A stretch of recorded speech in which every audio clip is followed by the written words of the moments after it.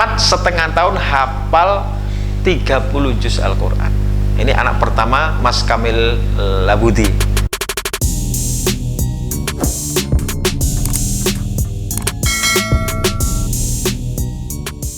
Bismillahirrahmanirrahim. Assalamualaikum warahmatullahi wabarakatuh. Innal hamdalillah wassalatu wassalamu ala Rasulillah wa ala alihi wa ashabihi wa man tabi'a huda. Wa ba'du fal insanu laysa yashrufu illa bima yahfazuhu wa ya'rifu. Lidaka kana hamilul Qur'ani asrafal ummati ulil ihsani. Wa innahum fin nasi ahlullahi wa inna rabbana bihim yubahi. Wa qala fil Qur'ani anhum wa kafa bi annahu awrathahu man istafa wa huwa fil ukhra syafi'un musyaffa'u fihi wa qawluhu alayhi yasma'u. Yutabihil mulka ma'al khuldi idha tawajahu tajal qaramati kada yaqra wa yarqa darajal jinani wa abawahu minhu yuksayani. Falyahrisis sa'idu fi tahsilihi wa la yamal laqattu min tartilihi wal yastahid fihi wa fi tashahihi ala alladhi nukila min sahihi. Ikhwati fillah, Bapak Ibu sekalian yang mudah-mudahan senantiasa dirahmati oleh Allah Subhanahu wa taala. Alhamdulillah, pagi hari ini Allah pertemukan kita di waktu yang diistimewakan oleh Allah Subhanahu wa taala. Inna Qur'anal fajri kana mashhuda. Sesungguhnya bacaan solat subuh itu disaksikan oleh para malaikat, yaitu tashhaduhu malaikatul lail wa malaikatun nahar. Ya, mudah-mudahan kita semua mendapatkan persaksian dari malaikat shift malam dan malaikat shift siang.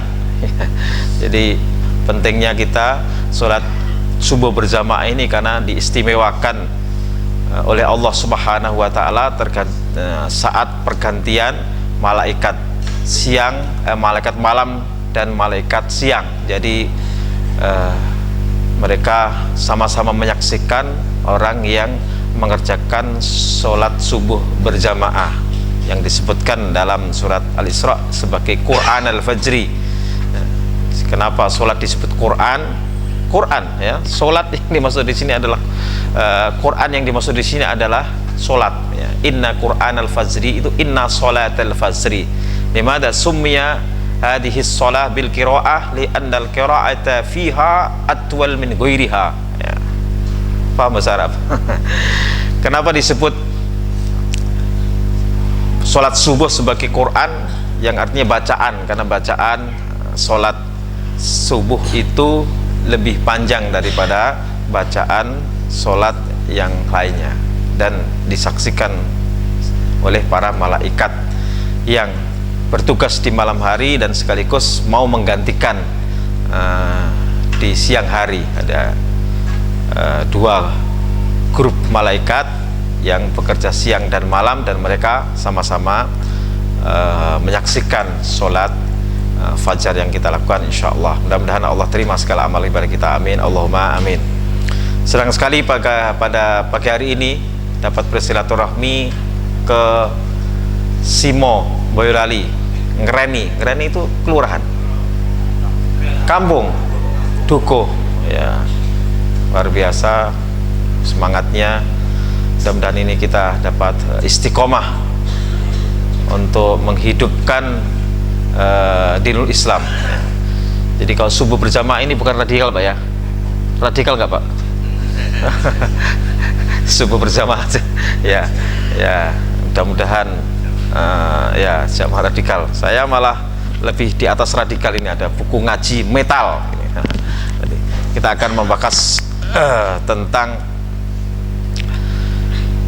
bagaimana salafus salih, bagaimana. Oh, ini kenalan dulu nggak? Sudah kenal ya? Sedikit ya. Nama saya Salafuddin Abu Said, ya. Asli Jepara. Aslinya kelahiran Jeporo, ya. Jeporo. Jepara itu Jawanya Jeporo. Tinggal di Bekasi. Tapi sebenarnya dulu pernah lama di Solo karena istri saya janda, Jawa campur Sunda. Jadi ibunya Surakarta, bapaknya Tasikmalaya.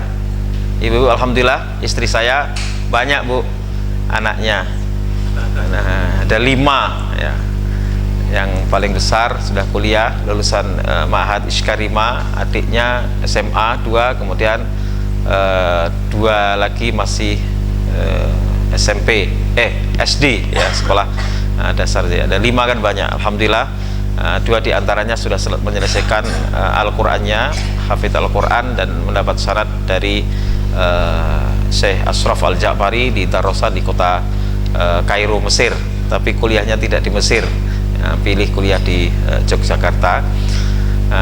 Aktif saya di pinggiran ibu kota, menjadi penerjemah di kedutaan Mesir di Jakarta, penerjemah lepas. Walaupun saya tidak pernah belajar di Mesir atau di negeri Arab yang lain, tapi anak kuntu muterjemahan fi Sifara al-Misriyah di Jakarta. Saya penerjemah di kedutaan Mesir di Jakarta. Makanya banyak orang yang mengupload video saya dikasih titel LCMA. Nah, itu saya bukan titel akademik, tapi titel di dunia maya orang pada ngasih label karena saya sebagai penerjemah. Ada, alhamdulillah, ada lebih dari 100 kitab yang kami terjemahkan dari bahasa Arab ke dalam bahasa Indonesia, dan menulis ada 8 buku. Jadi penerjemah itu identiknya dengan LC, setidaknya lulusan Libya, lulusan Medina, lulusan Mesir ya. Saya tidak pernah kuliah di Timur Tengah. Sampai 100 kitab saya terjemahkan, belum pernah menginjakkan kaki di tanah Arab, tidak pernah ya. Kalau sekarang sudah ya, sudah berulang ya, di Saudi, mau di Mesir, mau di Turki, alhamdulillah sudah terkunjungi. Saya yang rutin kami kajian di Madani TV. Jadi kalau Bapak Ibu punya parabola, ada yang punya parabola ya, bisa disaksikan di Madani TV. Saya siaran langsung live dan bisa interaktif di hari Selasa malam Rabu jam 8 atau Kamis pagi jam 6 ya, kalau punya parabola ya. Kalau bola punya adik ya, kalau parabola alam ya, atau kalau punya TV. Saya sendiri tidak punya TV jadi saya mengisi di TV, tapi di rumah tidak ada TV Pak ya. 3 tahun yang lalu buku ini saya kaji di RTV. Saya juga nggak tahu RTV itu apa ya, ternyata Raja Wali TV ya. Kemudian Ramadan sebelumnya saya kajian di TVRI Nasional di program Taklim Taimen ya. Keluarga juga nggak ada yang melihat, termasuk istri saya nggak nonton, saya pun juga nggak nonton, nggak tahu ya. Tapi kita akan berbincang tentang Al-Quran dan tahfidzul Quran ya. Kalau kita tengok sejarah kehidupan para ulama salaf, kalau kita sebut ulama salaf itu sebenarnya istilah untuk sahabat tabi'in dan tabi'ut tabi'in, tapi sering dimaknai secara harfiah juga. Ada pengertian harfiah kan orang yang hidup di zaman lalu, di zaman dahulu ya. Nama pun saya salaf, tapi salaf itu tidak selalu berarti kuno. Kalau salaf yaslubu berarti bermakna nasyara yansyuru, menyebarkan. Jadi salafuddin itu bisa bermakna adalah penyebar agama. Sama dengan nasyiruddin, pakai shin bukan pakai sod. Kalau pakai sod pembela agama. Nasyiruddin sod itu artinya pembela atau penolong agama, yang sering dalam nama yang dipilih Nasruddin pakai sod, itu pembelaan terhadap agama. Tapi kalau Nasiruddin, Syekh Nasiruddin Al-Albani, Nasiruddin Al-Albani. Tapi kalau pakai shin, Nasir ya, ngeses sin besar, itu penyebar agama, sama dengan Salafuddin. Jadi kaum salaf, salafus saleh ya, dimutlakannya biasanya kepada generasi pertama, 3 generasi pertama Islam ya. Tapi kadang diperluas, orang-orang salaf berarti orang-orang kuno, orang-orang terdahulu ya, tidak harus 3 generasi pertama, sahabat, tabi'in dan tabi'ut tabi'in ya. Apa yang mereka lakukan?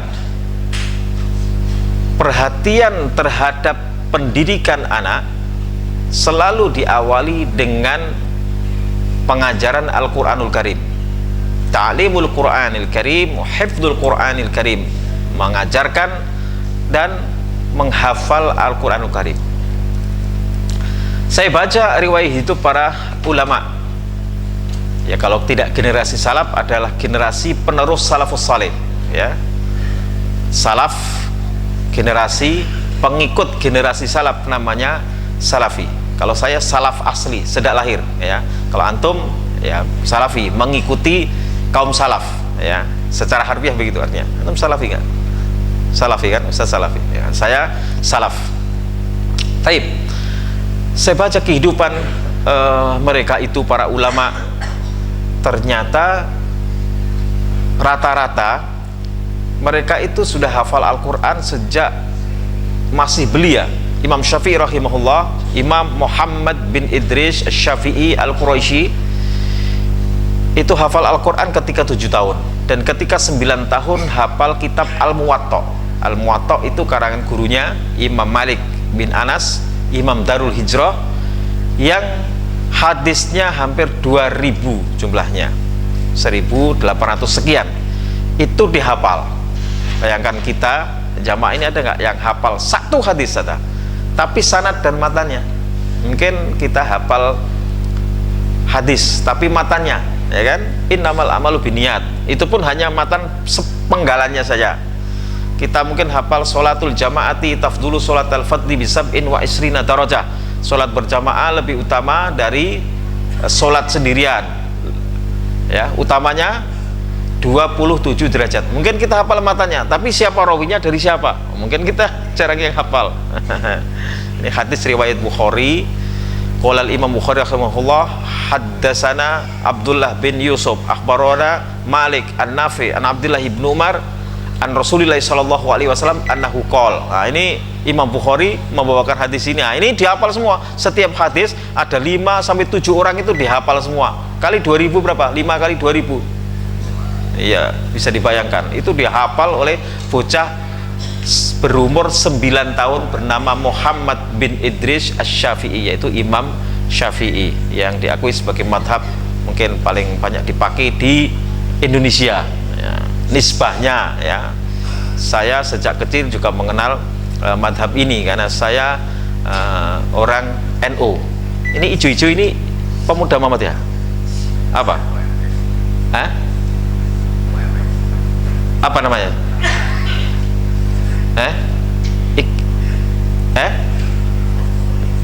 Oh, dari OUMS, baju UMS, ya, Muhammadiyah, ya.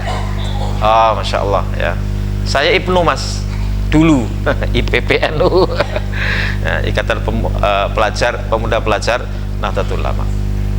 Taib. Imam Syafi'i, bukan hanya Imam Syafi'i, termasuk bukan ulama yang dikenal sebagai fuqaha. Ibnu Sina misalkan, yang ini akidahnya diperdebatkan. Terlepas dari itu, tapi saya baca dalam sejarahnya mereka masih usia belia, ya. Dalam kitab Syiar A'lamin Nubala disebutkan di zaman Khalifah Al-Ma'mun, anaknya Harun Ar-Rasyid, itu ada seorang anak berusia 4 tahun dibawa ke hadapan Khalifah. Disampaikan ini anak memang baru 4 tahun, tapi sudah hafal Al-Quran 30 juz. Kita 40 tahun, juz 30 hafal, ya. Ini 4 tahun, 4 tahun hafal Al-Quran 30 juz.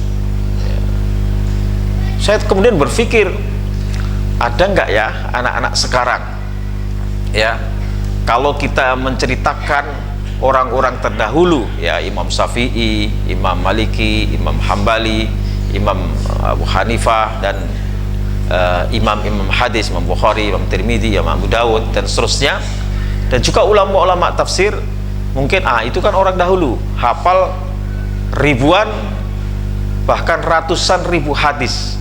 Itu orang dahulu, mungkin kita berasakan begitu, ya. Imam Ahmad bin Hambal itu punya hafalan berapa? 1 juta hadis. Indi alfi hadisin. Saya punya hafalan 1000 ribu. Mungkin dulu belum ada istilah miliun, juta, 1 juta hadis. Imam Bukhari pernah menceritakan inti arba'atu alfi mi'ati hadis. Saya punya 400 ribu hadis. saya saring menjadi 100.000, saya saring lagi menjadi 7.000 sekian yang kita kenal dengan Sahih Bukhari. Itu setelah disaring, karena tidak semua hadis ini dapat dipertanggungjawabkan keasliannya dari Nabi. Ada yang nisbahnya ternyata hanya kepada sahabat, ya, hadis munqati namanya, ya. Tidak semua mutawatir dan sahih dari Nabi. Kenapa? Ya mungkin ada namanya juga dikutip dari sekian banyak mulut. Nah, yang bisa dipertanggungjawabkan itulah kemudian terseleksi menjadi al-jami' as-sahih, kumpulan hadis sahih yang kita mengenalnya hadis sahih Bukhari. Begitulah para ulama terdahulu, ya. Dan kalau kita hanya menceritakan orang dahulu mungkin nggak percaya, ya. Saya akhirnya sekitar tahun 2011 saya coba nanya ke orang yang bukan orang ini, ya, mbah kita, mbah Google, ya, yang kalau kita tanya apa saja kan dia bisa jawab, entah benar tidak, pokoknya tanya mbah Google. Saya tanya balita hafal Quran atau anak kecil hafal Quran, nggak saya temukan, dia nggak bisa jawab, ya. Saya coba pakai bahasa Arab, asghar hafid fil alam, hafid paling cilik di dunia. Saya ketemu ternyata. Saya ketemu, saya cari dan sampai akhirnya ketemu juga bapaknya, dan saya berkomunikasi, berinteraksi. Saya tulis menjadi balita pun hafal Al-Quran, ceritanya. Di Indonesia belum ada, belum saya dapatkan beritanya untuk balita, tapi saya sudah sering dapat informasi di Kudus, misalkan di Yambu'ul Quran itu ada SD Edi Stafid, itu lulus SD hafal 30 juz. Memang, ya, lulus SD 30 juz, ya. Nah sekarang sudah mulai banyak, sudah ada Musa, ada Kamil, ada macam-macam. Subhanallah, ternyata dari Indonesia juga lahir, bermunculan para penghafal Al-Quran cilik, ya. Dan sekarang mulai bukan hanya cilik, gerakan-gerakan ngaji. Saya di Bekasi punya kajian rutin seperti ini, dan banyak pesertanya Pak, rata-rata di atas 50 tahun. Jadi talqin Al-Quran, ya, di atas pensiunan, termasuk ada yang pensiunan bintang 3, Pak Jenderal, ya. Saya pengajian ini, ini mejanya kurang bagus Pak, dibikin seperti ini, ya. Siapa? Pak Jenderal, ya, kemarin ditawari untuk menjadi anggota dewan, ya, dari partai terbesar, dan dari pimpinannya langsung, nggak usah lah, saya nggak usah lagi di partai, katanya dia, saya pengen ngaji saja, ya, dia ngaji. Subhanallah, ya. Alhamdulillah saya ketemukan sosok luar biasa, dan kemudian saya ungkap dalam buku ini. Saya tidak mungkin cerita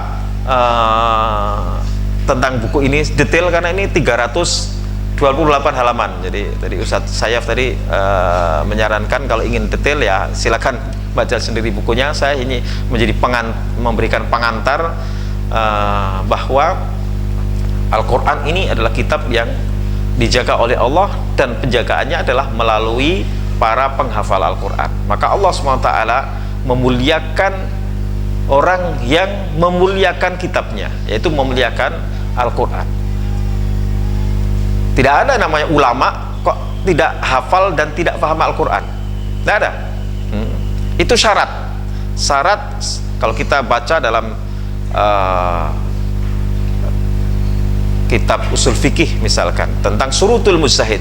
Ya, sekarang kan semua orang beristihad, ini ijtihad saya, ini semua orang beristihad, padahal secara kaidah mujtahid, orang yang beristihad itu harus memenuhi kriteria, harus syaratnya.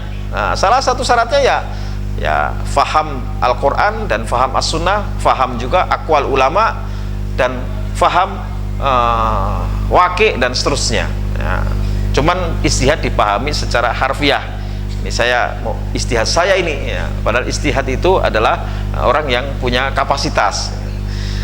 Kalau kita lihat, saya membaca kitab Al-Majmu' Syarhul Muhadzab karangan Imam Nawawi rahimahullah. Bapak Ibu kenal Imam Nawawi, ya? Imam Nawawi itu pengarang kitab Riyadhus Shalihin, pengarang kitab Arba'in yang kecil lah, pengarang kitab Syarah Sahih Muslim, dan sekian banyak kitab lain, dan hampir semuanya bestseller.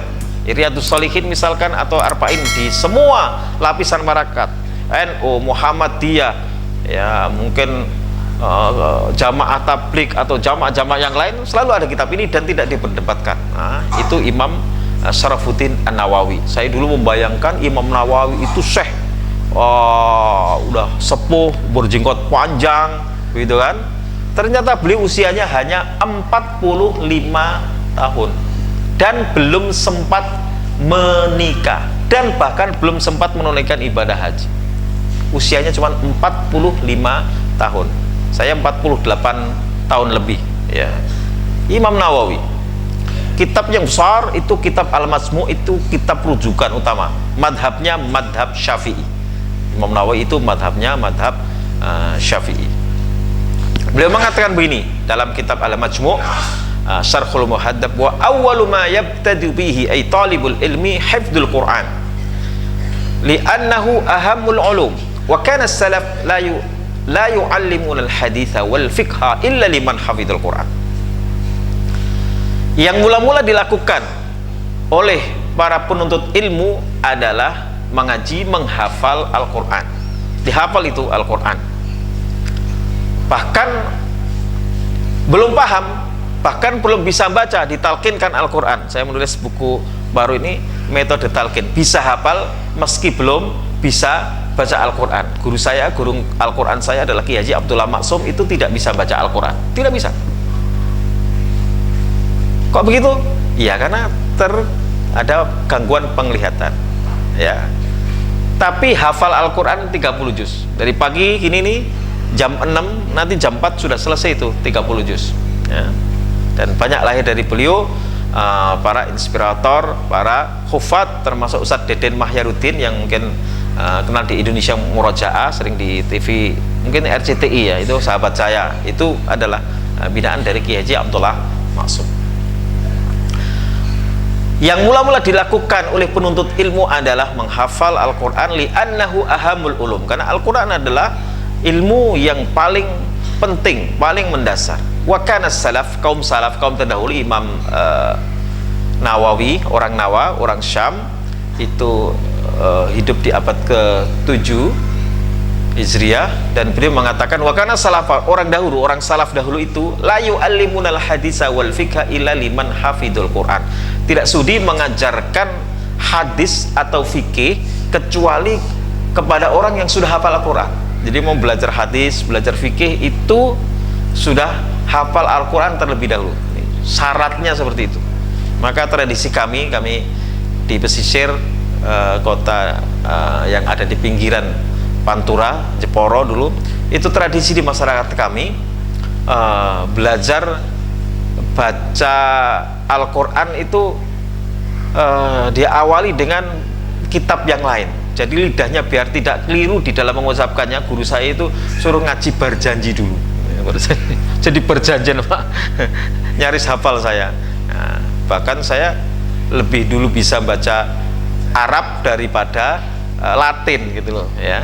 Itu tradisi. Kemudian ketika SD belajar kitab-kitab lain dan menghafal matan-matan, ada Jurumiyah, ada Alfiyah, kemudian ngapal Quran, itu sudah tradisi. Di kampung kami, di desa kami itu banyak sekali.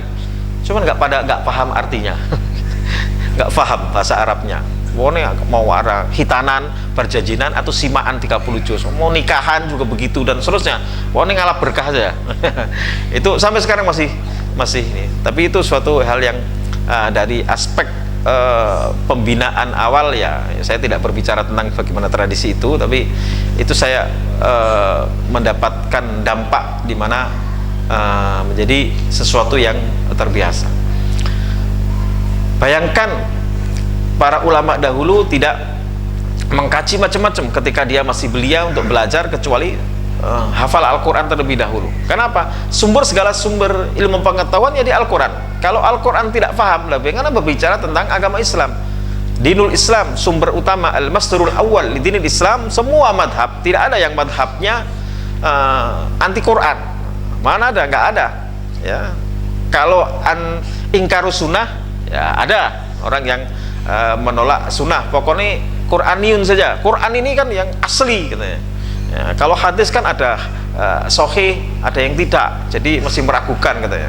Nah, kelompok namanya ingkarus sunnah, Padahal ingkar sunnah sama dengan mengingkari Al-Quran itu sendiri, karena Al-Quran memerintahkan kita untuk mengikuti Nabi, mengikuti sunnah. Qul in kuntum tuhibbunallah fattabi'uni yuhibbukumullah. Kalau kalian cinta Allah, ikuti saya, ikuti Nabi. Begitu perintah Al-Quran. Allah merintahkan kepada Nabi, sampaikan wahai Muhammad, kul, katakan kepada mereka, kalau kalian cinta kepada Allah, cinta kepada Allah, maka ikutilah aku. Jadi harus mengikuti sunnah. Jadi Al-Quran dan As-Sunnah itu adalah sesuatu yang tidak bisa ditawar-tawar, ya, mutlak madhab manapun yang absah itu selalu mendudukan sebagai landasan utama. Adapun perbedaan nanti dalam hal penguat, misalkan amalu ahli Madinah itu dikenal dalam madhab Maliki, misalkan ada istiqsan, itu persoalan usul fikih. Taib.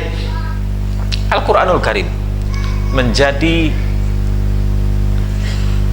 ilmu yang paling mendasar untuk kita fahami, dan yang juga tidak kalah penting adalah memahami Al-Quran, bukan sekedar dihafal tapi difahami, ditadabburi dan diamalkan. Tapi proses awal itu adalah ketika kita hafal, ya. Jadi hafal ini harus menjadi proyek dalam kehidupan kita, berapapun usia kita. Maka dalam buku ini bukan hanya, saya tidak bercerita tentang balita saja, balita saja hafal Al-Quran. Nah, saya ceritakan tentang kakek-kakek, nenek-nenek, kakek-kakek, ya, usia di atas 50 tahun baru mulai menghafal, dan dengan semangatnya yang luar biasa, dengan keistiqomahan yang terus dipegang, akhirnya berhasil hafal Al-Quran. Bukan hanya juz 30, tapi 30 juz. Bahkan ada seorang sopir, kerjanya nyopir, ya, dia hidup di kota metropolitan, ya, banyak kemacetan, ya. Kalau di Simo nggak macet, ya, aman, ya. Tapi kalau di Jakarta misalkan, atau Jakarta sebenarnya nggak begitu macet, tapi kota-kota lain saya temukan jauh lebih macet, misalkan Bogor, Bandung, bahkan di luar Jawa yang saya kira nggak macet, saya ke Banjarmasin, Palembang, ternyata luar biasa macetnya, ya, cuman nggak diberitakan, ya. Taib. Karena di sela-sela kemacetan dan lampu merah yang cukup lama bergantiannya itu, dia berhasil menghafal surat Al-Baqarah 286 ayat itu di lampu merah. Hafal surat Al-Baqarah di lampu merah, misalnya, ya, saat macet itu. Lah, bagaimana caranya? Dia fotokopi itu, jadi halaman per halaman itu kemudian ditempel di depannya, ya. Nah, saat berhenti lampu merah, dia baca, innal ladzina kafaru sawa'un 'alaihim anzartahum am lam tunzirhum la yu'minun, dengan pola-pola yang dia hafal. Mungkin innal ladzina kafaru innal ladzina kafaru innal ladzina kafaru innal ladzina kafaru sawa'un 'alaihim anzartahum sawa'un alaihim anzartahum sawa'un alaihim anzartahum, gitu terus. Nanti begitu jalan dia ulang-ulang terus sampai akhirnya 286 ayat itu berhasil dihafal di lampu merah. Hafal surat Al-Baqarah di lampu merah, bayangkan. Nggak tahu sekarang ini saya dapatkan kisah ini di tahun 2011, jadi ini sudah berlangsung 8 tahun. Nggak tahu kalau sudah hafal 30 juz di lampu merah, saya belum update, gitu kan, ya. Itu ada, saya begitu. Itu sopir, ya, bekerjanya di banyak di jalan, namanya juga sopir, ya. Subhanallah, ini karena sering kita ini beralasan untuk tidak melakukan sesuatu karena, oh, saya kan sudah tua, saya kan sudah ini saya bukan orang Arab, ngaji saya juga nggak bagus, katanya. Mereka kan orang Arab, bisa, gitu. Padahal saya kasih tahu Bapak Ibu, orang Mesir atau orang Arab lainnya itu ketika belajar baca Al-Quran itu lebih susah diluruskan daripada kita. Kita ini orang Jawa misalkan jadi ngalaihim, kan begitu kan. Orang Sunda juga susah bilang fitnah, adanya fitnah, itu kan. Tapi bayangkan orang Mesir menyebut jim itu dengan ucapan ga. Masjid itu mereka mengucapnya masjid, masjid jamek, masjid gamek. Makanya jangan heran Jamal jadi Gamal. Itu logat mereka. Beda dengan orang Yaman. di mana yang mirip terucap G itu justru qaf. Ana ya ini hadratul gabla kalil. Saya datang belum lama. Qabla itu jadi gabla. Kalau orang Mesir bacanya abla. Ayo bayangkan. Susah ya. Saya sudah pernah studi banding lah semacam itu ke sebuah kampung di Arab Ramel di Banha sana, sekitar kalau Kairo itu Solonya, nah kampungnya di sini. Saya pernah mengunjungi, sebenarnya ada foto-fotonya. Itu bagaimana cara pengajaran Al-Quran mereka luar biasa. Dan anak-anak itu kalau orang Mesir tidak diajari Al-Quran, ya nggak bisa membaca dengan baik dan benar. Ya, karena mereka punya bahasa indahum lughah amiyah, ya, lughah bahasa pasaran. Saya tanya sama anak ini, Mas Mukal Karim, bingung, nggak paham dia. Padahal kita kan belajar Mas Muka, siapa namamu, gitu. Nggak bisa jawab itu. Baru ketika saya pakai bahasa amiyah, ismak atau so ismak ini bahasa amiyah banyak dipakai di Tunisia dan di Aljazair. Tapi kalau di Mesir, ismak siapa namamu? Nah, baru ismi Ahmed. Nah, baru ismi Ahmed. Tapi kalau saya bilang Mas Muka, bengong dia. Nah, mereka punya bahasa tersendiri, ya. Ya, kaifa haluk mereka nggak paham, ya. Kecuali yang sudah sekolah, sudah belajar bahasa Fusha. Kaifa haluk itu resmi di mana-mana di seluruh dunia bahasa Arab. Kaifa haluk. Tapi kalau orang Mesir, zayak. Kalau orang Irak, shalaunak ya habibi, salaunak. Ya, kalau orang Tunisia, kaifa kayak self-din. Gitu beda-beda, ya. Kok tahu saat ya saya berinteraksi dengan berbagai kawan di berbagai penjuru dunia. Walaupun dari Solo saya punya kawan di Maroko, di Aljazair, di Mesir, di mana-mana. Saat saya belum ke Arab, saya sudah punya banyak kawan di Arab dan sampai sekarang masih berinteraksi. Ya, kecuali setelah ke berbagai dunia Arab, ya lebih banyak lagi kawan. Taib. Jadi bagus sekali yang dirahmati Allah Subhanahu wa taala. Jadi Al-Qur'anul Karim adalah kitab yang dikaji, dipelajari dari zaman ke zaman, dan dari zaman ke zaman itu lahir generasi-generasi yang terus menjaga Al-Quran.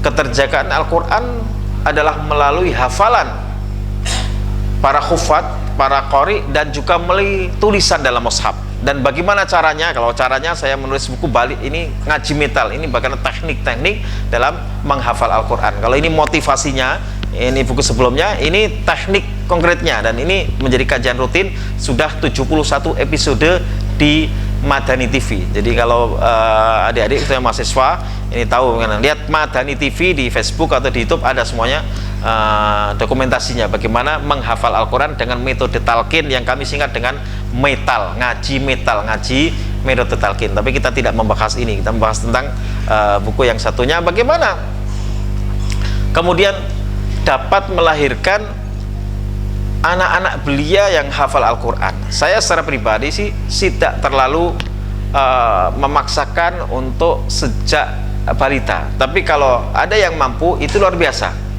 Yang penting bagi kita, bagi saya secara pribadi, mendorong, memotivasi anak-anak untuk belajar din, belajar agama, dan dilandasi pondasinya adalah dengan menghafal Al-Quran dan kemudian nanti belajar bahasa Arab dan yang lain-lain. Dan tidak harus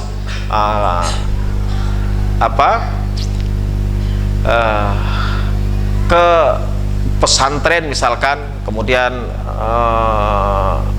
jurusan yang diambil mungkin di IAIN atau di UIN, tidak harus melalui jalur itu. Tapi Al-Quran sesuatu yang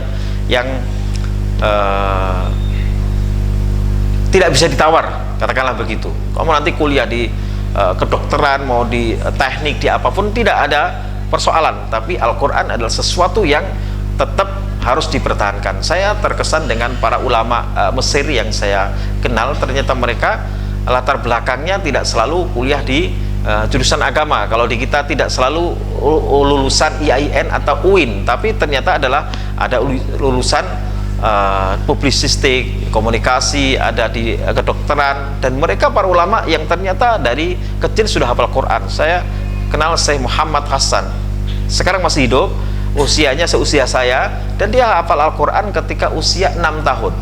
Dan dia penceramah terkenal, tapi kuliahnya itu bukan di Al-Azhar, tapi di ilmu komunikasi di Cairo University ya. Tapi kitab-kitab beliau hafal. Ada juga Syekh Hussein Al-Fani, itu dokter, tapi kitab-kitabnya luar biasa, karena Quran dihafal, hadis dihafal, dan memiliki pemahaman. Inilah yang kaderisasi ulama ini yang penting untuk kita perhatikan. Nah, bagaimana kita memulai pendidikan anak-anak kita? Sejak kapan?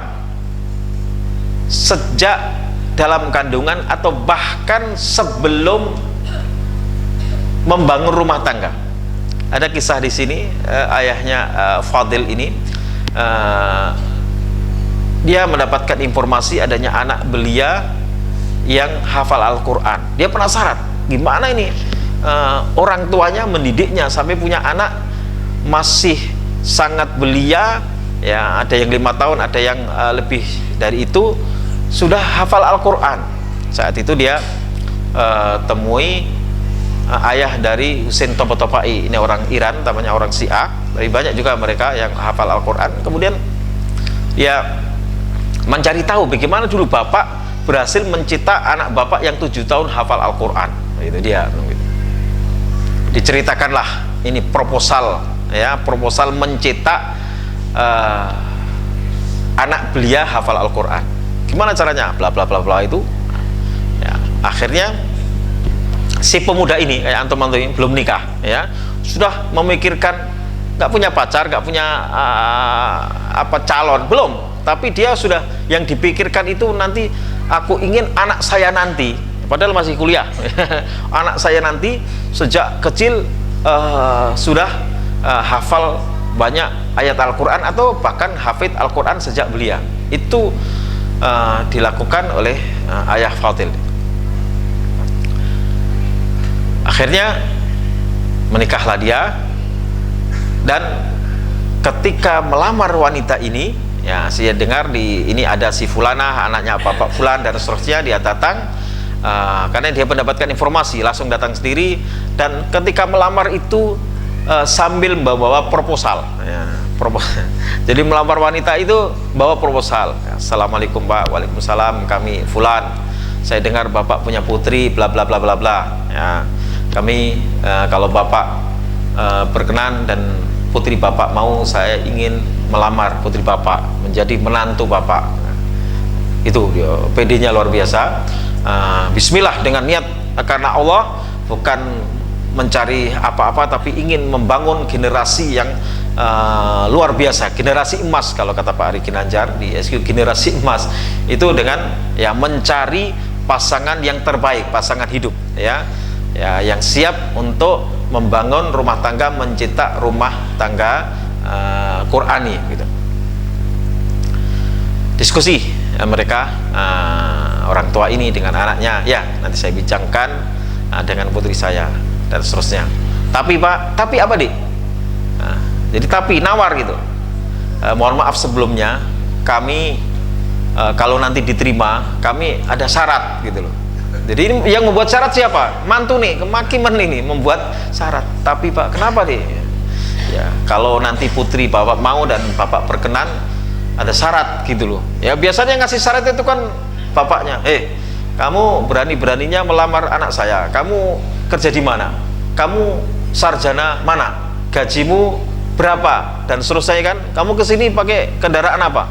Kamu pakai ontel apa pakai Innova? Misalkan gitu kan. Nah, ini enggak. Tapi apa Dek? Ini juga orang soleh, orang tuanya. Nah, begini Pak. Jadi saya ingin nanti kalau memang kami berjodoh, proposal ini, proposal mencetak anak belia hafal Al-Quran. Begitu. Ya, ini karena bapaknya ini orang soleh, ya malah bukan ini malah makin seneng. Wah, ini muka-muka ya anakku gelem, kok nek saya seneng tapi anak saya nggak mau gitu kan. Nah, qadarullah, akhirnya berjodoh dan mulailah mereka membangun rumah tangga itu dengan proyek mencetak belia hafal Al-Quran. Apa yang mereka lakukan dalam kehidupan rumah tangga? Udah, singkatnya mereka menikah, Hal yang mendasar diantaranya adalah menghindari segala hal yang subhat, apalagi haram. Jangan sampai ada yang dikonsumsi oleh mereka berdua, suami dan istri ini, dari barang yang subhat apalagi haram. Dicari yang betul-betul halalan thayyiban, ya, tidak tercampur dengan riba, tidak tercampur halal yang lain, ya. Itu pertama. Yang kedua, selalu menjalankan ibadah-ibadah, menjaga ibadah-ibadah, kalau wajib sudah pasti, tapi dengan sunnah-sunnahnya, ya, puasanya, ya, sholat-sholat sunnahnya dan seterusnya, dan juga dikir-dikirnya, dan selalu diiringi dengan memohon kepada Allah Subhanahu wa taala agar dikaruniai anak yang soleh, dan khususnya anak yang kelak hafal Al-Quran sejak kecil. Bukankah di dalam Al-Quran banyak doa, Rabbi habli minas salihin, ya Allah anugerahi kami keturunan yang soleh, ya. Rabbana hablana min azwajina wa dzurriyyatina qurrata a'yunin waj'alna lil muttaqina imama, ya Allah berikan kami, anugerahkan kepada kami istri-istri dan anak-anak yang menjadi penyejuk mata, menjadi kebanggaan orang tua, ya, dan jadikanlah kami panutan bagi orang-orang yang bertakwa. Begitu doa-doa yang mereka panjatkan. Hal lain yang paling pokok adalah ternyata membacakan atau mentalkinkan Al-Quran sejak dalam kandungan, ya. Dalam kandungan itu sudah dibacain, di dalam kandungan itu dibacain Al-Quran. Mas positif, positif, ya. Oh, berarti udah telat ini. Alhamdulillah, sujud syukur, udah proyek itu dilakukan sejak terjadi pembuahan, itu dibacakan Al-Quran. Jadi baca Al-Qurannya diperdengarkan ke dalam janin, ya, dalam perut ibunya, melalui perut ibunya, ya, bacakan sehari 1 juz, sehari 2 juz, begitu seterusnya. Bahkan ketika usia 7 bulan dalam kandungan itu sehari itu 7 juz, gitu. Ya, dibacain aja, dibacain. Oh, ternyata saya mengkaji, pernah membaca artikel tentang pengaruh bacaan, pengaruh musik, pengaruh macam-macam terhadap janin. Ternyata ada, ya, ternyata ada. Jadi seorang musisi, seorang ahli musik, seorang penyanyi ingin agar anaknya juga mengikuti jejak orang tuanya, menjadi seorang musisi terkenal, menjadi seorang komposer, menjadi seorang penyanyi dan seterusnya, ya. Apa yang dilakukan? Setiap hari dijadwal tuh, pagi ini musiknya apa, ya, nanti agak siang nanti musiknya apa, ya, habis duhur nanti apa, itu sudah ada listnya itu, ya kan. Jadi madhab dalam musik itu dia pelajari, ya, aneka ragam. Untuk anak sekarang bisa gitar, itu bisa gitar mas? Enggak, anak ngaji nggak bisa gitar. Kalau saya dulu gitaran dulu, ya, tapi juga nggak bisa hanya kreng gitu, kaca kunci G, kunci apa, kunci Inggris ada, ya, nggak bisa. Itu ternyata memberikan dampak dan pengaruh, ya. Saya pernah ketemu dengan seorang tokoh, ya, di Banjarmasin sana. Dia menceritakan ketika saya bedah buku Balita Hafal Al-Quran di gedung PGRI di Banjarmasin, Kalimantan Selatan. Ustadz, bener Ustadz, saya dulu itu ketika hamil anak saya, itu saya selalu kayak nyidam gitu loh, memperdengarkan, ya dia sendiri dengarkan, tentu saja terdengarkan lagu-lagu barat, lagu ABCD, nyebut penyanyi ABCD lah, macam-macam itu.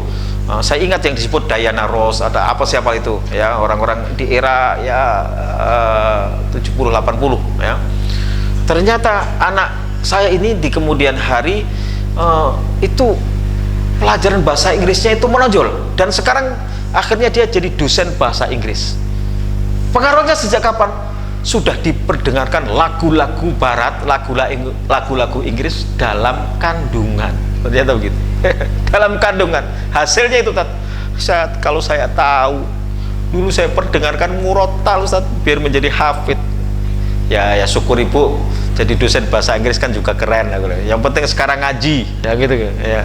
Itu ternyata berikan pengaruh. Nah, ini sih kembali ke kisah tadi, diperdengarkan, ya, dan bukan dari murotal. Kalau sekarang ya ngaji ya kasih HP, bukan begitu ya. Mungkin ada pengaruh, tapi pengaruh yang paling kuat itu adalah ketika sang ayah, calon ayah atau calon bundanya sendiri yang membacakan.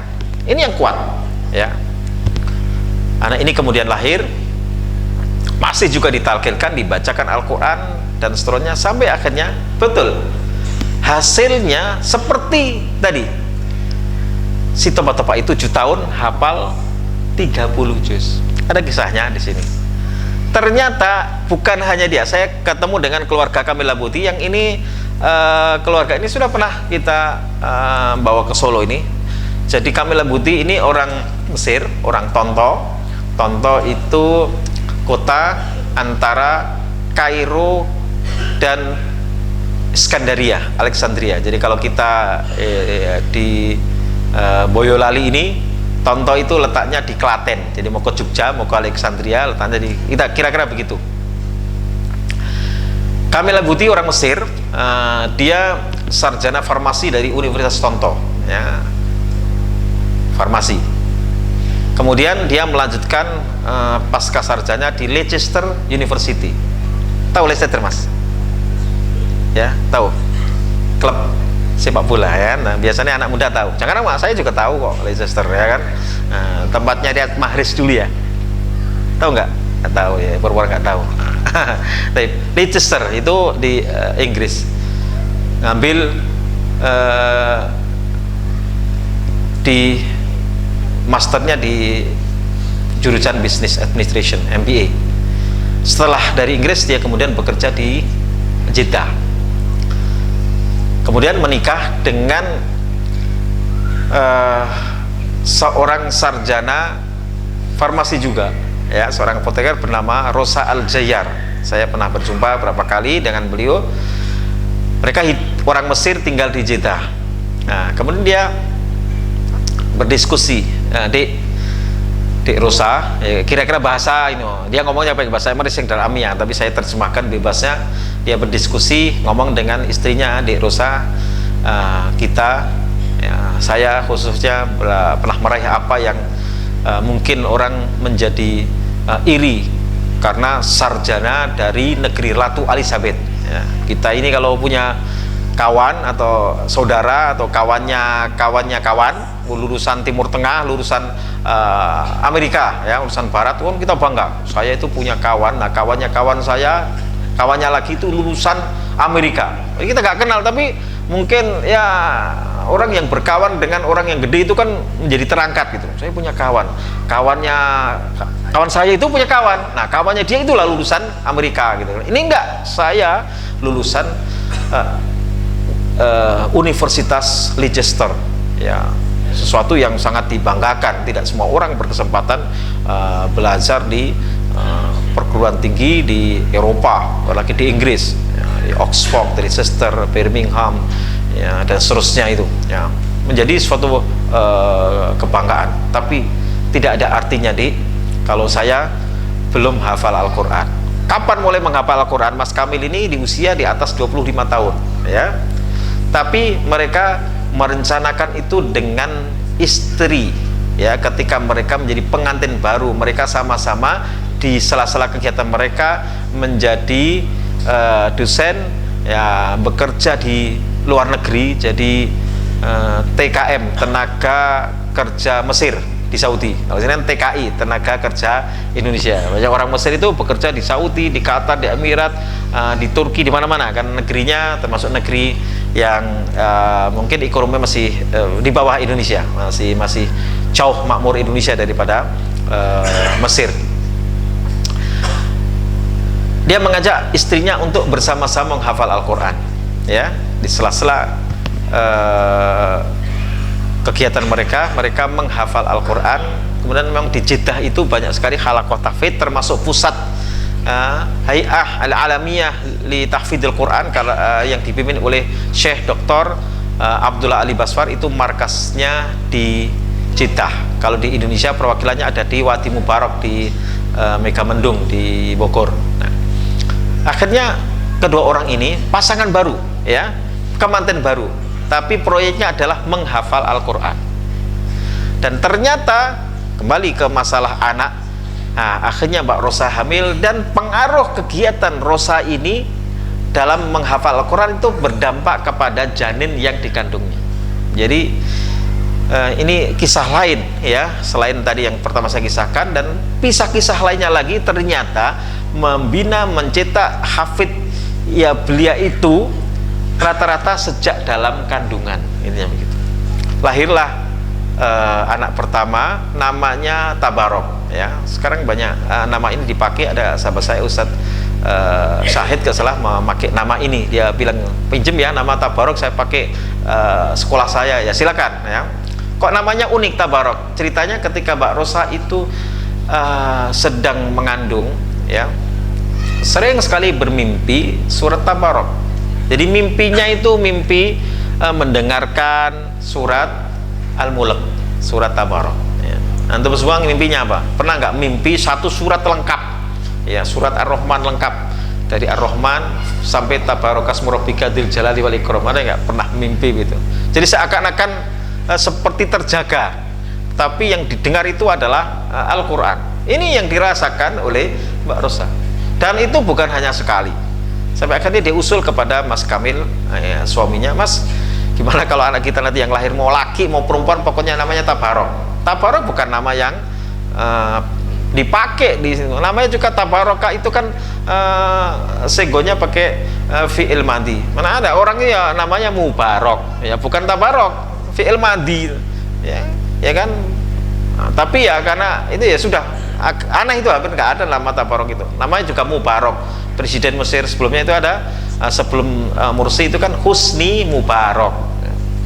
Nama Mubarak ini juga populer di Kudus, pernah ke Kudus, Mubarok besar sekali sampai sekarang, baliho Mubarok senang Kudus ya kan, Mubarok senang Mubarok. Nah, akhirnya lahirlah anak pertama laki-laki dinamai Tabarok. Nah, Mas Kamil berhasil hafid Al-Quran. Kapan dia memulainya? Ketika dia membangun, udah setelah menikah dan setelah lulus dari Inggris baru dimulai. Jadi ada yang mulai dari kecil, ada mulai dari setelah bangun rumah tangga, ada juga dulu ulama Al-Is bin Abdul Salam ini dulu gelandangan, bandel gitu loh, tapi akhirnya dia menjadi ulama besar ya, ketika dia termotivasi oleh peristiwa yang menjadikan dia itu hampir mati. Apa itu? Dia pas musim dingin, dia tidur di Masjid Jami Umawi di Damaskus, dia mimpi basah, langsung mandi junub, tidur lagi, mandi junub lagi, dingin luar biasa, hampir mati kedinginan. Nah, orang melihatnya dia di junub kedua, semalam itu mimpi basah 2 kali. Ini kan juga ya, mimpi basah 2 kali ini nyata. Akhirnya di mandi yang kedua itu kalau orang menyaksikan, ya Allah, musim dingin semuanya pakai jaket tebel-tebel gitu. Anda mungkin belum pernah merasakan musim dingin ya, belum pernah ya? Ada yang udah pernah merasakan musim dingin atau main salju?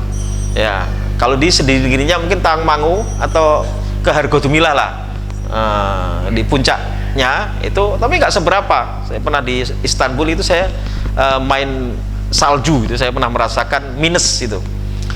Nah itu kita sudah pakai jaket. Nah ini mandi besar, orang heran nih, kita mandi sampai kemudian ya gitulah, hampir mati karena kedinginan. Dia ceritakan, saya mandi karena saya junub gitu. Nah, dikasih tahu sebenarnya Anda tidak harus melakukan hal itu, cukup dengan tayamum. Terus dia merasa, wih, goblok banget aku iki, masuk hampir karena kebodohannya itu dia hampir mati karena kedinginan, ya kan? Kan boleh, karena tayamum itu mengganti wudhu dan mengganti mandi. Dari situlah dia, sorry, saya harus belajar, saya harus berilmu, saya harus menghafal Quran, mengkaji fikih, mengaji sampai jadi ulama besar. Jadi ada juga ya belajarnya ketika sudah ini ada terjadi, tidak harus dari belia, tapi ada peristiwa yang betul-betul menjadikan orang itu insaf. Tapi tidak usah menunggu itulah ya. Nah, itu cukup kisah mereka yang mengalami, kita nggak perlu. Sama juga sadarnya Cat Stevens, Yusuf Islam itu kan juga hampir mati tenggelam itu ya. Nah, kembali Mas Kamil hafid Al-Quran, dan Mbak Rosa juga akhirnya jadi hafidhoh, dan mereka baru mulai menghafal Al-Quran ketika membangun rumah tangga, dan itu berpengaruh kepada anaknya. Akhirnya si Tabarok ini mulai intent menghafal Al-Quran, ditalkin oleh ibunya sendiri, dan kemudian di usia 3 tahun dimasukkan ke halaqah tahfidz.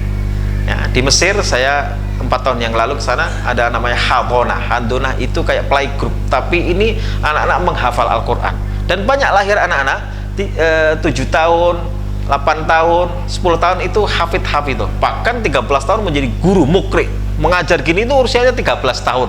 Subhanallah. Ada gambar-gambarnya di buku ini, kayaknya saya tampilkan sebagian, ada ceritanya, atau nanti lihat cari di YouTube kajian-kajian itu, saya ada insya Allah, atau di Facebook juga ada. Akhirnya Tabarok ini berhasil hafal 30 juz di usia 4,5 tahun, dan diwisuda bersama 700-an wisudawan hafid dari segala usia. Ya, ada videonya ketika mereka itu di wisuda. 4,5 tahun hafal 30 juz Al-Quran. Ini anak pertama Mas Kamil Labudi, ya. Masih sekali sering ke Indonesia juga. Saya dulu yang memfasilitasi untuk menyambungkan, karena saya dulu berkomunikasi sebelum ada WhatsApp, sebelum macam-macam, saya berhubungan via Yahoo Messenger dulu, ya, atau SMS-an, masih mahal. Kalau sekarang sudah telepon-teleponan, asal punya data kita bisa telepon seluruh dunia, kan, gampang. Ternyata bukan hanya Tabarok, adiknya yang bernama Yazid juga berhasil hafal Al-Quran di usia 5 tahun. Adiknya lagi Zainah juga di usia 5 tahun. Jadi 3 anaknya Kamil Labudi ini semuanya hafal Al-Quran di usia 5 tahun atau sebelum 5 tahun. Nah, makanya saya tulis ini kisahnya, dan juga bagaimana cerita Mas Kamil Labudi lebih detailnya mendidik anak-anaknya kok bisa betul-betul sampai hafal itu. Ada kisahnya, ya, nggak mungkin kisahnya bisa disampaikan semua, tapi ini inspirasi, dan banyak lagi kisah-kisah lainnya. Dan ini bukan fiksi, ya, bukan hoax, ya, tapi betul-betul nyata, dan masing-masing dari mereka ada. Dan ini ada video talkshow saya juga ketika ke Indonesia di tempatnya Ustadz Arifin Ilham, itu ada talkshow, ada videonya yang saya dampingi. Itu sudah lama juga kejadiannya, tapi lama kalau belum dibaca kan belum ngerti, kan akhirnya baru, Pak, ya. Nah, ini menginspirasi kita. Subhanallah, bagaimana Al-Quran itu kitab yang Allah jaga, Allah pelihara melalui para hufadzul Quran. Karena itu Rasulullah SAW memberikan penghormatan, memberikan pemuliaan kepada ahlul Quran. Ahlul Quran itu orang yang hafal Al-Quran, orang yang menghidupkan Al-Quran, memperjuangkan Al-Quran. Siapapun itu secara harfiah ahlul Quran itu orang yang punya Al-Quran. Ya, secara khusus itu dialamatkan kepada para hufadzul Quran.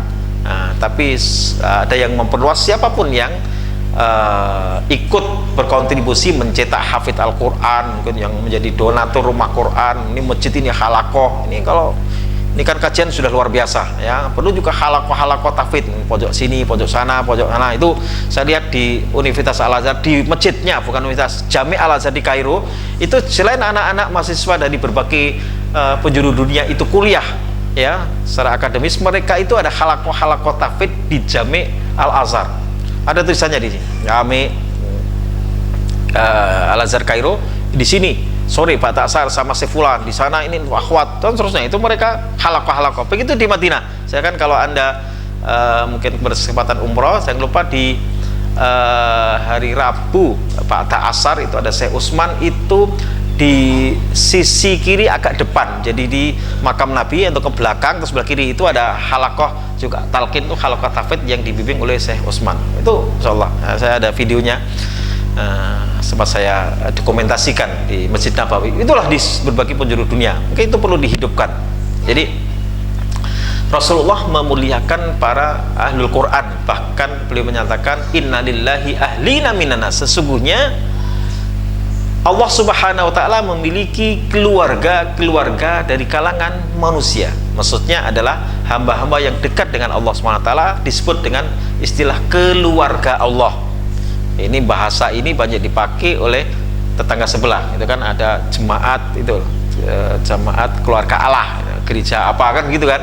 Nah, ini Nabi menggunakan istilah ahlullah di sini. Innalillahi ahlina minannas. Sesungguhnya Allah memiliki keluarga-keluarga dari kalangan manusia. Kilaman hum ya Rasulullah. Siapa mereka itu ya Rasulullah? Ahlul Quran, ahlullah wa khassatuh. Yaitu ahlul Quran, orang yang mengaji, menghafal Al-Quran, mendalami Al-Quran, memperjuangkan Al-Quran. Mereka itu adalah keluarga Allah dan hamba-hamba spesialnya, hamba-hamba khusus Allah Subhanahu wa ta'ala. Bahkan bukan hanya ketika hidup, sudah meninggal saja Nabi masih mengutamakan siapa yang hafal Al-Quran. Pernah dalam suatu peristiwa peperangan ada 2 orang sahabat yang meninggal sama-sama mati syahid. Nah, sahabat yang hidup ini berpikir mana yang kita dahulukan. Ini ada 2 orang sama-sama mati, ya, mati syahid. Tapi sahabat ini berpikir siapa yang didahulukan. Maksudnya didahulukan itu berarti memuliakan, karena sunahnya kan mempercepat penguburan. Ditanyalah sahabat ini kepada Rasulullah, ya Rasulullah, siapa di antara sahabat kami ini yang saya kebumikan terlebih dahulu ya Rasulullah? Jawab Nabi apa? Ayyuhuma aqra. Siapa di antara kedua sahabat itu yang lebih banyak hafalannya, lebih bagus bacaannya, lebih faham Al-Qur'annya, lebih alim? Itu secara harfiah aqra itu aksaru qiraatan, ay aksaru hifdon, lebih banyak hafalannya. Atau makna qari itu bisa meluas dalam pengertian bukan hanya hafal tapi dia faham. Nah, qari itu berarti dia faham Al-Quran, ya. Dulu istilah hafid itu di zaman Nabi adalah qari. Nah, kalau sekarang kita menyebutnya hafid, ya. Kalau ada namanya hufatus sab'ah, yang adanya itu al-qurra as-sab'ah. Nah, ayyuhuma aqra, siapa di antara kedua sahabat ini yang paling banyak hafalannya, itulah yang dimakamkan terlebih dahulu. Ini sudah mati, ya, sampai sudah menjadi mayat pun ada perhatian, kan sudah nggak bisa tasmi'an lagi, tapi karena dia membawa Al-Quran di dalam dadanya, itu yang lebih didahulukan, lebih banyak hafalan, sampai begitu. Karena Al-Quran itu disebutkan dalam surat Al-Ankabut surat ke-29 ayat 49, bal huwa ayatum bayyinatun fi suduril ladina utul ilma wa ma yazhadu bi ayatina illa dhalimah. Al-Quran itu adalah ayat-ayatnya. Di mana letaknya? Fi suduril ladina utul ilma, di dalam dada. Al-Quran itu letaknya di dalam dada orang-orang yang diberi ilmu oleh Allah Subhanahu wa ta'ala. Jadi Al-Quran itu bukan di HP, bukan di mushaf itu, tapi hakikatnya adalah di dalam dada. Maka proyek menghafal Al-Quran ini menjadi PR kita sampai akhir hayat kita. Berapapun kita berupaya untuk terus tadarus Al-Quran, dan insya Allah ketika orang tua itu memberikan perhatian terhadap Al-Quran, ya, anak-anak akan mencontoh. Ada kejadian seorang tua mengadu ke saya, Ustadz, saya itu susah sekali menyuruh anak saya mengaji atau menghafal Al-Quran. Kalau menyuruh kan juga tinggal menyuruh, maksud dia itu kok nggak manut-manut gitu loh, disuruh ngaji nggak mau, di ini macam-macam. Lah ibu bagaimana? Ya saya kan nggak bisa ngaji, saya kalau mau ngajari, ya sudah, ya pokoknya upayakan, ya setidaknya habis maghrib duduk manis, walaupun mungkin bacaannya nggak bagus, tapi memberikan contoh. Ya lama-lama anak itu tidak disuruh, ya mau ngaji. Ya kalau sudah mau ngaji nanti dititipkanlah kepada ustadz ustadzah, ikutkan halaqah tahfidz, ada TPA, ada sekarang bukan hanya TPA tapi sudah banyak halaqah tahfidz, itu kan rumah Quran, rumah tahfidz itu kan sudah di mana-mana dan perlu kita terus hidupkan. Nah, dengan memberi contoh dan keteladanan ini anak-anak akan mudah. Nah, nanti misalkan ini anak pertama, nanti adiknya juga tinggal mencontoh sama kakaknya, kegiatan mengaji, menghafal, tadarus, simaan di rumah. Ini kakaknya setor surat An-Naba, surat An-Najiat, surat Abasa, At-Takwir, Al-Fitor, dan seterusnya. Itu anak-anak adiknya akan mendengar dan nanti akan mengikuti. Itulah yang diantara kunci keberhasilan Dr. Kamila Putih, di mana ketiga anaknya semuanya hafal Al-Quran di usia balita. Ya setidaknya ya kalau nggak bawah 5 tahun, bawah 50 tahun lah balita, didiskon lah untuk orang SIMO. Balita itu artinya bawah 50 tahun, ya nggak apa-apa ya. Ini adalah kunci kemuliaan umat Islam, kembali kepada Al-Quran, menghidupkan Al-Quran, memahami Al-Quran dengan pemahaman yang sesuai dengan apa yang difahamkan oleh Rasulullah, difahamkan oleh salafus saleh, mengikuti, berpegang teguh kepada sunnah ya. Ini adalah kunci kemuliaan Islam, berpegang teguh kepada as-sunnah. Imam Syatibi menulis kitab Al-I'tisam, yaitu kan keberpegangan kepada sunnah. Nah, kalau tradisi itu ya sekedar tradisi, kalau bertentangan ya harus ditolak. Kalau tradisi yang tidak bertentangan atau sekedar ya kayak kita tradisi ini pakai kopiah, ini tradisi kita ini ya, pakai sarung, apa kita sarung ya, pakai sarung ke masjid kalau di Damaskus nanti diketawain orang ya kan, karena itu tradisi sana. Sarung itu untuk kumpul dengan istri di rumah ya, jangan dipakai ke masjid ya. Iya itu di sana sarung yang diimpor, diekspor dari Gresik itu ke sana, itu bukan untuk ke masjid ya, bukan ya. Maka saya kemarin sengaja saya di Masjidil Haram saya pakai sarung Pak ya, orang bertanya-tanya pakai sarung kemudian pakai baju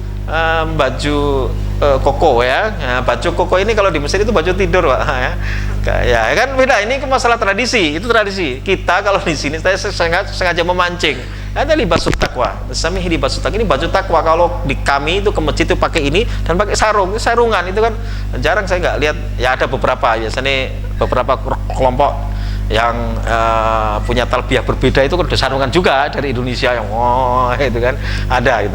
Nah, itu tradisi ya, tidak ada masalah kita pakai kopiah yang, karena syaratnya menutup aurat, jangan dipersoalkan wah itu tasabuh, itu inilah Nusantara, nggak begitu. Itu ya sudah ya, memang itu. Dan itu pakaian Arab saja beda-beda kok ya, pakaian gayanya orang Yaman dengan orang Saudi dengan orang Mesir ya beda-beda ya. Taib.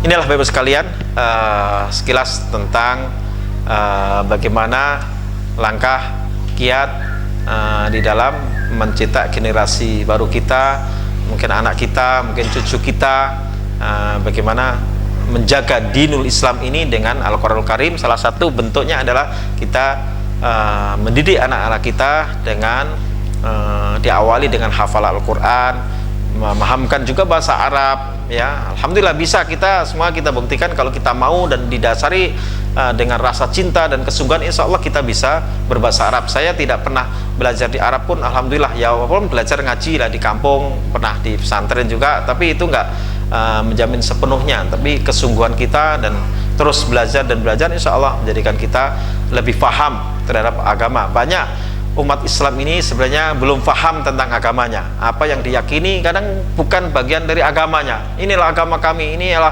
kemudian mengatakan ini agama yang gitu, macam-macam lah begitu. Ini klaim-klaim yang tidak benar, karena Islam itu landasannya sudah jelas Al-Quran dan As-Sunnah, dan juga ijma para sahabat, para ulama, dan ada landasan-landasan lain yang itu sebenarnya kalau kembali kepada 4 madhab saja yang populer dalam fikih itu nanti akan menghilangkan perselisihan. Masalahnya banyak orang yang mengaku Islam tapi landasannya tidak merujuk kepada landasan yang benar. Nah, inilah yang bisa kami sampaikan. Untuk tentang detailnya, teknik menghafal apa macam-macam itu ada di buku ngaji metal, kayaknya juga disediakan saja. Ini metode talqin, ini bagaimana bisa hafal, bagaimana mentalkinkan, mendidik anak-anak kita, bagaimana pola pemenggalannya, kemudian pengulangannya dan seterusnya. Ini kemarin materi seminar khusus ngaji metal. Detailnya boleh nanti juga lihat contoh-contohnya di Madani TV ya. Kalau nggak punya parabola, nggak punya TV, bisa asal punya data, punya HP, bisa nonton, cari di Facebook Madani TV ya. Itu nanti ketemu, ada fanpage-nya, ikuti, follow, nanti akan dapat. Atau juga di YouTube juga ada. Demikian, sudah waktunya habis untuk menyampaikan. Ada tanya jawab. Oke, ya. Barangkali mungkin di antara para jamaah ada yang mau bertanya, masih ada waktu, dipersilakan. Fadhal.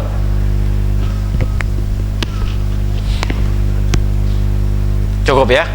Ya, kalau tidak ada pertanyaan, nanti bisa mengikuti perkembangannya anak-anak muda ini di medsos ya, bisa di follow salaf_as atau di Madani TV, nanti bisa mengikuti kajian-kajian melalui internet ya, melalui dunia maya. Insya Allah tidak harus jumpa. Sekarang kan udah zamannya begitu, zaman now, zaman milenial itu ngajinya tidak harus ketemu, tapi sebaiknya adalah musafah, berjumpa, tapi nanti bisa mengikuti. Mudah-mudahan nanti ada kesempatan lain. Saya sebenarnya kemarin berharap ada tim Madani TV bisa ikut safari ke Solo seperti yang kami lakukan di awal bulan kemarin. Kita safari dakwah begini di kota Lampung, tapi disiarkan langsung. Jadi subhanallah, kita talqin gini, ngaji metal di Bandar Lampung, kemudian dari berbagai kota berinteraksi, langsung nelpon, bahkan ada yang nelpon dari Dubai ya. Jadi siarkan, masih ada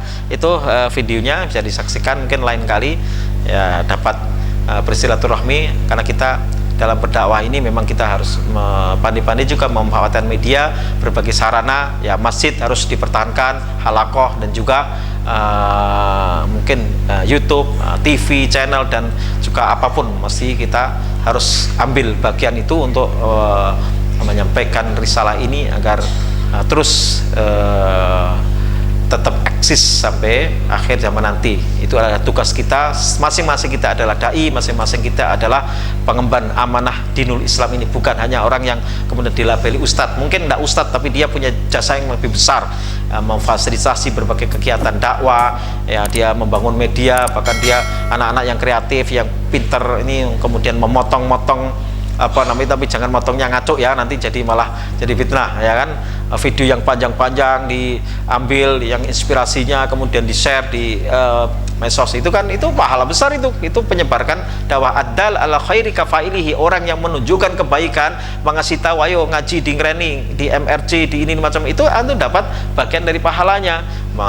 Nge-share kebaikan juga dapat pahalanya. Sama juga antum menyebarkan keburukan akan dapat dosanya. Nah, ini harus kita hidupkan bersama-sama. Demikian perjumpaan kita, mudah-mudahan pada kesempatan yang lain kita dapat berjumpa kembali. Aqul qouli hadza wa astaghfirullah li wa lakum. Terima kasih atas segala perhatian, mohon maaf atas segala kekurangan. Wabillahi taufiq wal hidayah. Wassalamualaikum warahmatullahi wabarakatuh.